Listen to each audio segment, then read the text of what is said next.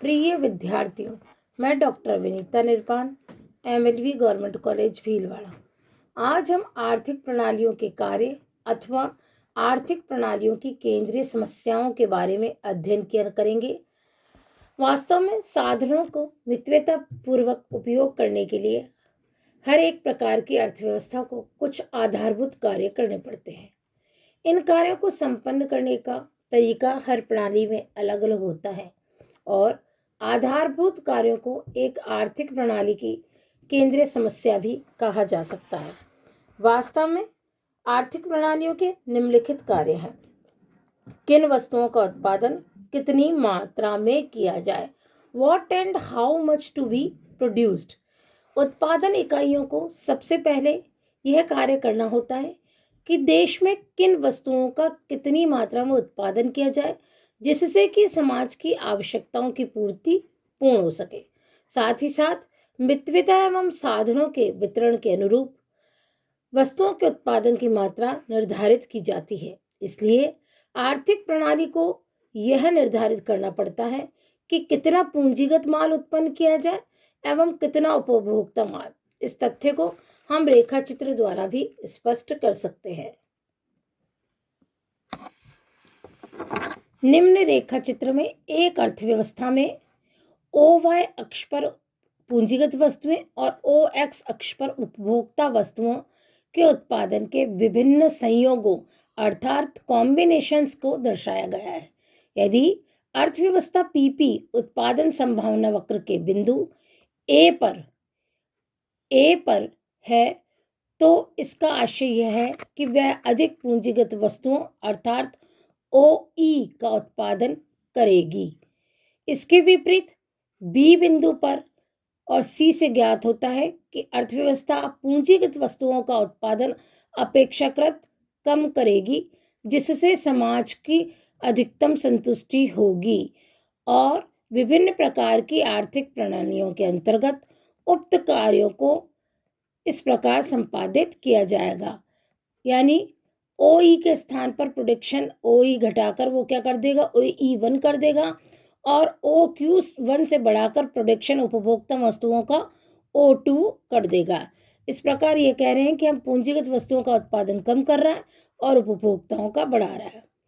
Next है पूंजीवादी अर्थव्यवस्था के अंतर्गत उत्पादन कैसे करेगा।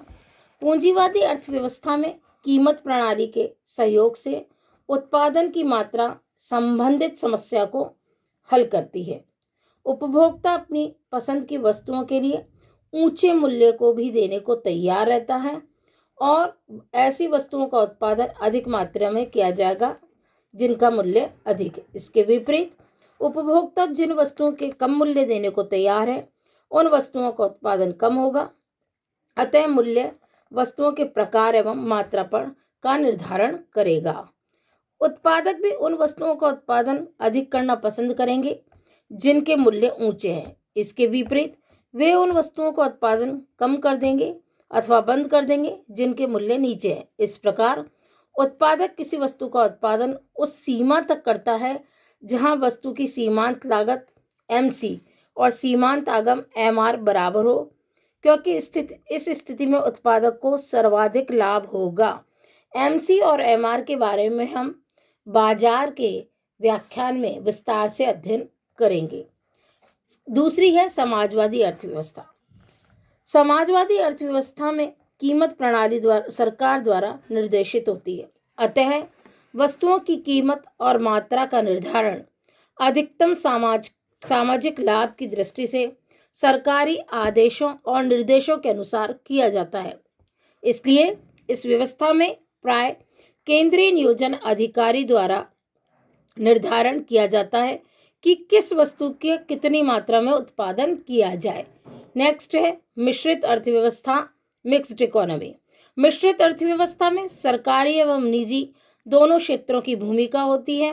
ऐसी दशा में उत्पादन संबंधी समस्या का निराकरण सरकारी आदेशों एवं नियंत्रित मूल्य प्रणाली द्वारा किया जाता है। इसलिए सार्वजनिक क्षेत्र में तो सरकारी आदेशों का प्रभुत्व होता है जबकि निजी क्षेत्रों में उत्पादन एवं वितरण का कार्य कीमत प्रणाली द्वारा निर्धारित होता है। आर्थिक प्रणाली का दूसरा मुख्य कार्य है वस्तुओं का उत्पादन कैसे किया जाए, हाउ टू प्रोड्यूस। किसी अर्थव्यवस्था का मुख्य कार्य वस्तुओं का उत्पादन कैसे किया जाए यह है। इस समस्या के समाधान हेतु उत्पत्ति के विभिन्न साधन कौन कौन से हैं? भूमि, पूंजी, श्रम, साहस, संगठन के अनुकूलतम संयोग, ऑप्टिमम कॉम्बिनेशन की प्राप्ति करने का प्रयास करना चाहिए। इसके लिए साधनों का अधिकतम महत्वपूर्ण कार्य में उपयोग, सर्वश्रेष्ठ तकनीक का उपयोग और न्यूनतम लागत पर अधिकतम उत्पादन का, साधनों के दुरुपयोग पर रोक आदि करना आवश्यक है। रेखा चित्र में बिंदु सी में पीपी पर स्थित सभी बिंदु जैसे ए डी बी वस्तुओं के प्राप्त किए जा सकते हैं।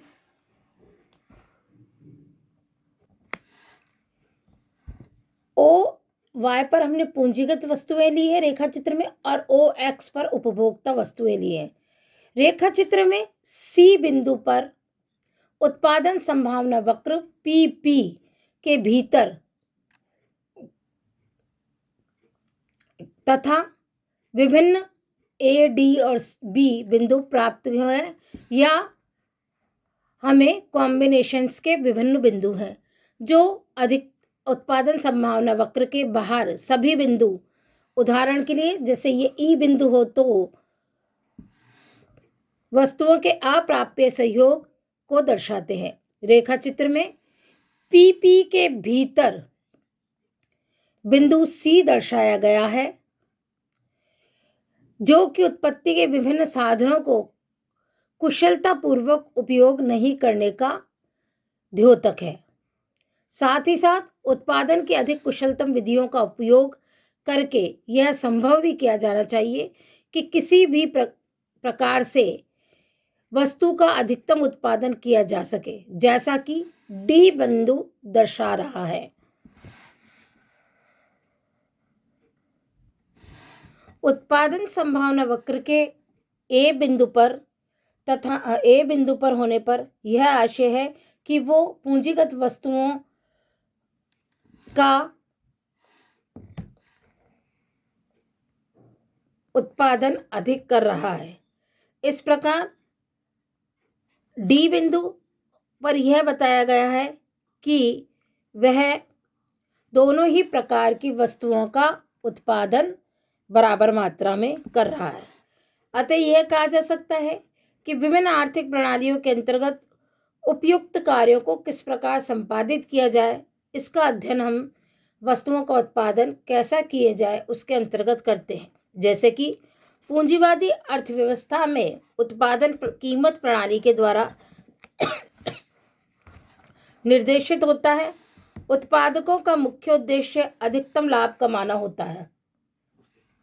ऐसी स्थिति में वे महंगे उत्पादन के साधनों के स्थान पर सस्ते साधनों को प्रतिस्थापित करते हैं, और यह प्रतिस्थापन प्रक्रिया तब तक चलती रहती है जब तक कि सभी साधनों की सीमांत उत्पत्ति या उनकी साधन कीमतों का अनुपात बराबर न हो जाए।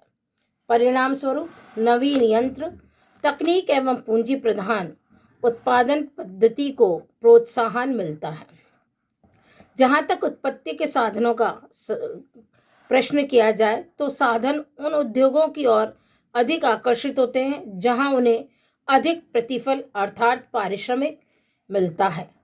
समाजवादी अर्थव्यवस्था में कीमत प्रणाली का महत्व कुछ भी नहीं है, क्योंकि उत्पादन समाज के अधिकतम कल्याण से प्रेरित होता है और सभी साधनों का संगठन योजनाबद्ध तरीके से किया जाता है। जबकि मिश्रित अर्थव्यवस्था में उत्पादन के साधनों में सरकार की भूमिका महत्वपूर्ण होती है। इसलिए सरकार कीमत प्रणाली का उपयोग उस सीमा तक करती है जहां तक कि सार्वजनिक हित हो। इसके अतिरिक्त सरकार उत्पादन रीति जैसी समस्या का समाधान प्रभावी हस्तक्षेप एवं नियंत्रण द्वारा करती है।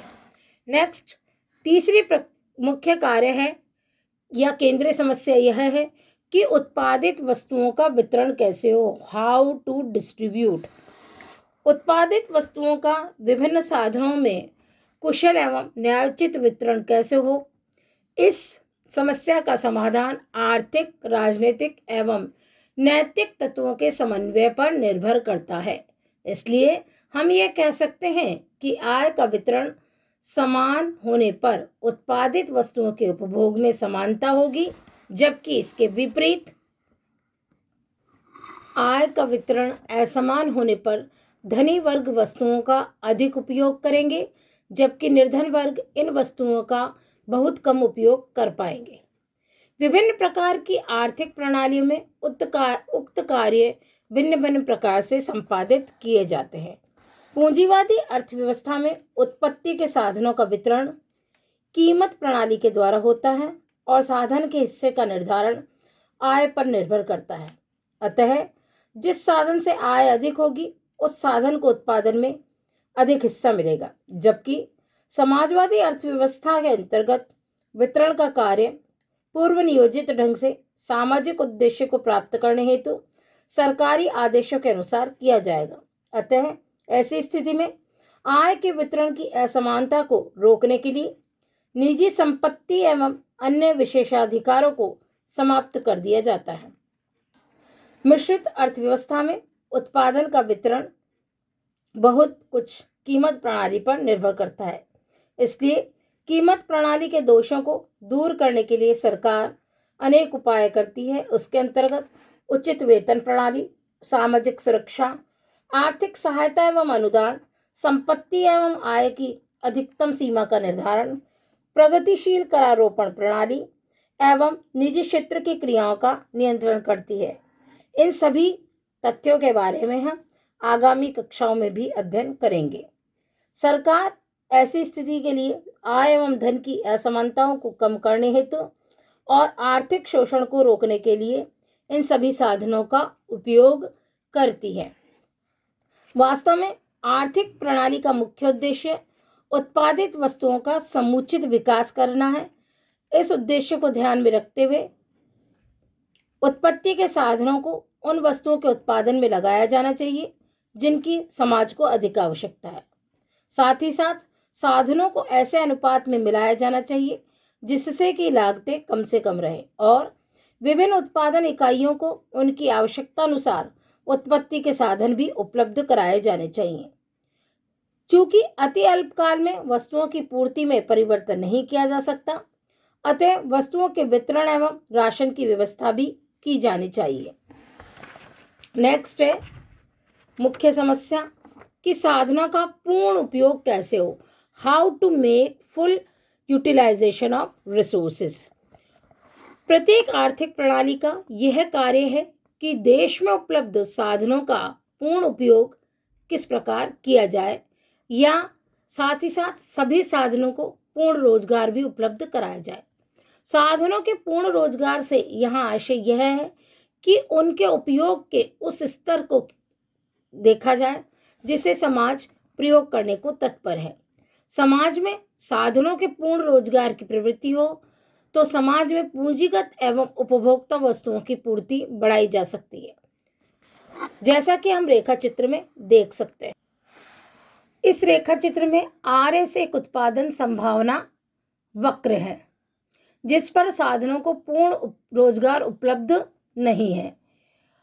इसके दाईं ओर स्थित PP वक्र है जो पूर्ण रोजगार की अवस्था में संभावित उत्पादन को प्रदर्शित कर रहा है। RS के प्रत्येक बिंदु पर उत्पादन का संभावित स्तर पूर्ण रोजगार की अवस्था में उत्पादन संभावना केवल PP के सभी बिंदुओं से कम रहता है। इस प्रकार यह कहा जा सकता है कि विभिन्न अर्थव्यवस्थाओं में आर्थिक प्रणालियों के अंतर्गत उक्त कार्यों को इस प्रकार से संपादित किया जाए जिससे कि पूर्ण रोजगार की स्थिति प्राप्त हो सके और पूर्ण रोजगार की स्थिति में सभी साधनों का यथोचित उपयोग भी संभव हो। पूंजीवादी अर्थव्यवस्था में पूर्ण रोजगार की व्यवस्था को कीमत प्रणाली पर आधारित किया जाता है। अतः इसके अंतर्गत रोजगार में वृद्धि के लिए व्यवसायियों द्वारा विनियोग में वृद्धि की जाती है, उद्योग और उत्पादन क्षमता को बढ़ाने का प्रयास किया जाता है और राज्य मौद्रिक एवं राजकोषीय नीति का सहारा भी लेता है। परिणाम स्वरूप लाभों में वृद्धि के साथ साथ देश में रोजगार में भी वृद्धि होती है। जबकि समाजवादी अर्थव्यवस्था में रोजगार बढ़ाने का दायित्व सरकार का होता है, इसलिए सरकार नियोजन के माध्यम से साधनों का पूर्ण उपयोग करने का प्रयास करती है, जिससे कि रोजगार में वृद्धि हो जाती है, जैसा कि हम पंचवर्षीय योजनाओं का एक अच्छा सा उदाहरण इसमें देख सकते हैं। नेक्स्ट है मिश्रित अर्थव्यवस्था। मिश्रित अर्थव्यवस्था के अंतर्गत भी पूर्ण रोजगार प्रदान करने का मुख्य लक्ष्य होता है और कीमत प्रणाली को पर्याप्त छूट भी दी जाती है। साथ ही साथ सरकार भी रोजगार बढ़ाने का प्रयास करती है और इस हेतु सरकार मौद्रिक, राजकोषीय, औद्योगिक एवं व्यापारिक नीतियों में इस प्रकार तालमेल बैठाती है कि अर्थव्यवस्था में साधनों के पूर्ण रोजगार की व्यवस्था संभव हो सके। नेक्स्ट मुख्य समस्या यह है कि अल्पकालीन उपभोग को उत्पादन के अनुसार समायोजित किस प्रकार किया जाए। How to adjust short run consumption with production. अर्थव्यवस्था में कभी कभी ऐसी स्थिति आ जाती है कि अल्पकाल में कुछ वस्तुओं की मांग ही होती है, किंतु पूर्ति उनकी अपेक्षाकृत कम होती है। ऐसी स्थिति में आर्थिक प्रणाली का मुख्य कार्य यह होता है कि वह मांग एवं पूर्ति के अल्पकालीन असंतुलन को दूर कर साम्य स्थापित करे। ऐसा विभिन्न प्रकार की आर्थिक प्रणालियों में भी विभिन्न प्रकार के कार्य संपादित करके किया जाता है और यह एक गंभीर समस्या भी उत्पन्न करती है, क्योंकि मांग के अनुसार अगर उत्पादन न किया जाए तो ऐसी स्थिति में अल्पकाल में उत्पादन के साधनों की मांग बढ़ने लगती है और अल्पकाल में साधनों की पूर्ति बढ़ाना कठिन हो जाता है। इस हेतु हमें मांग एवं पूर्ति में सामंजस्य बैठाए रखना चाहिए। पूंजीवादी अर्थव्यवस्था के अंतर्गत अल्पकाल में मांग एवं पूर्ति के असंतुलन को कीमत प्रणाली स्वतः ही समाप्त कर देती है। ऐसा इसलिए होता है क्योंकि किसी वस्तु की मांग अधिक होने पर मूल्यों में वृद्धि कर दी जाती है। परिणाम स्वरूप मांग घटकर पूर्ति के अनुसार समायोजित हो जाती है। समाजवादी अर्थव्यवस्था के अंतर्गत मांग एवं पूर्ति में संतुलन स्थापित करने के लिए सरकार राशनिंग की व्यवस्था करती है, जबकि मिश्रित अर्थव्यवस्था कीमत प्रणाली के साथ साथ वितरण की दोहरी पद्धतियों का अनुसरण करती है। जैसे कि कुछ वस्तुओं के न्यूनतम एवं अधिकतम मूल्य का निर्धारण कर दिया जाता है, साथ ही साथ अनिवार्य वस्तुओं के वितरण हेतु राशनिंग व्यवस्था भी कर दी जाती है। परिणाम स्वरूप अल्पकाल में मांग एवं पूर्ति में समायोजन स्थापित कर लिया जाता है। नेक्स्ट है, क्या अर्थव्यवस्था का विकास हो रहा है? Is economy growing? इस समस्या के अंतर्गत आर्थिक अनुसरण या अनुरक्षण अर्थव्यवस्था के विकास एवं लोच को शामिल किया जाता है। आर्थिक अनुरक्षण का तात्पर्य यहाँ पर यह है कि अर्थव्यवस्था के अंतर्गत उत्पादन प्रक्रिया में मशीनों, भवनों, यंत्रों आदि का जो भी ह्रास होता है उनकी चालू उत्पादन क्षमता से व्यवस्था की जाए, जिससे कि देश की उत्पादन क्षमता कम से कम पूर्व स्तर पर बनी रह सके। और अर्थव्यवस्था के विकास से अभिप्राय अर्थव्यवस्था में उत्पादन के साधनों में वृद्धि करना, उत्पादन विधियों में सुधार करना और उत्पादन की नवीन विधियों का प्रयोग करना है। जबकि विकास के अंतर्गत अर्थव्यवस्था के साधनों की किस्मों एवं मात्राओं में लगातार वृद्धि के साथ साथ उत्पादन की तकनीकों में लगातार सुधार भी किया जाना चाहिए। उक्त समस्याओं के निवारण के लिए वर्तमान में अर्थव्यवस्था में यह व्यवस्था की जाती है कि वह देश की वर्तमान उत्पादन क्षमता को भविष्य में गिरने न दे, ताकि इसका अनुरक्षण एवं विकास किया जा सके। इस हेतु बढ़ती हुई जनसंख्या के संदर्भ में अर्थव्यवस्था की उत्पादन क्षमता को बढ़ाए रखना चाहिए या बनाए रखना चाहिए। पूंजी स्टॉक के ह्रास के संदर्भ में राष्ट्र की उत्पादन शक्ति को बनाए रखना चाहिए और तकनीकी प्रक्रियाओं में सुधार किया जाना चाहिए, जिससे कि राष्ट्र की उत्पादन शक्ति में सुधार करना होगा और आर्थिक विकास में वृद्धि भी होगी। जैसा कि रेखा चित्र में दिख रहा है, P2 भविष्य में विकास एवं विस्तार के फलस्वरूप उच्च उत्पादन संभावना वक्र है, जबकि PP रेखा के संदर्भ में PP1 रेखा के एंड बिंदु वर्तमान के अप्राप्य संयोगों को दर्शा रहा है, क्योंकि PMP की परिधि के बाहर होने पर जब अर्थव्यवस्था विकसित होकर P2 रेखा वक्र पर पहुंच जाती है, तो जो पहले अप्राप्य संयोग थे वे सभी प्राप्य संयोग बन जाते हैं। पूंजीवादी अर्थव्यवस्था के अंतर्गत विकास का कार्य मुख्यतः कीमत प्रणाली पर ही निर्भर है। मूल्यह्रास लागत के रूप में मूल्य में सम्मिलित होता है, अतः मूल्य वृद्धि उपभोग स्तर को कम करती है और मूल्यह्रास के प्रावधान के कारण उत्पादन क्षमता में कमी नहीं आती। इसके अतिरिक्त शिक्षा, रुचि एवं प्राकृतिक संयोग अर्थव्यवस्था के विकास में सहयोग भी प्रदान करते हैं, जबकि समाजवादी अर्थव्यवस्था में आर्थिक अनुरक्षण एवं विकास का कार्य कीमत प्रणाली से नहीं वरन सामाजिक लाभ के लिए सरकार द्वारा निर्धारित नीतियों से संपादित होता है। इसलिए सरकार पूर्व निर्धारित योजनाओं के द्वारा अर्थव्यवस्था का विकास करती है, जबकि मिश्रित अर्थव्यवस्था में अनुरक्षण एवं विकास का कार्य कीमत प्रणाली एवं सरकारी नियंत्रण के द्वारा किया जाता है। सार्वजनिक क्षेत्र के संचालन हेतु अनेक विकास योजनाएं क्रियान्वित की जाती है।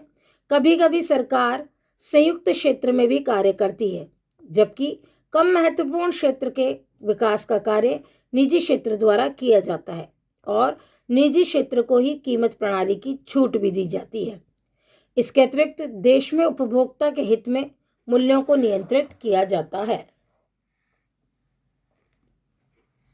अंतिम कार्य और अंतिम समस्या यह है कि भविष्य के लिए प्रावधान, प्रोविजन फॉर फ्यूचर।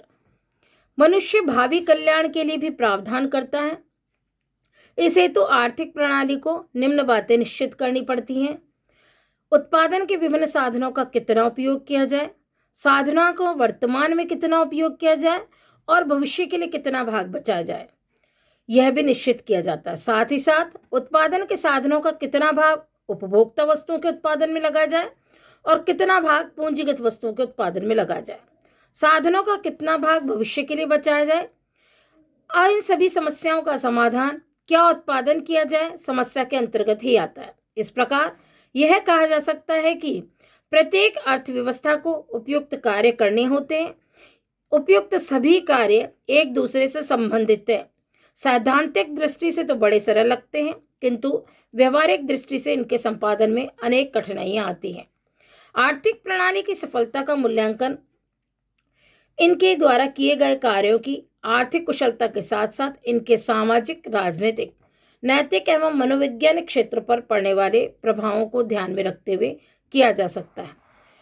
आर्थिक समस्या के संदर्भ में परीक्षा में प्रश्न भी पूछा जाता है, अतः यह मुख्य बिंदु है कि हम क्या उत्पादित किया जाए, कितना उत्पादन किया जाए, किस में वितरण किया जाए और भविष्य के लिए कितना रखा जाए आदि विभिन्न समस्याओं को ध्यान में रखते हुए अध्ययन करें।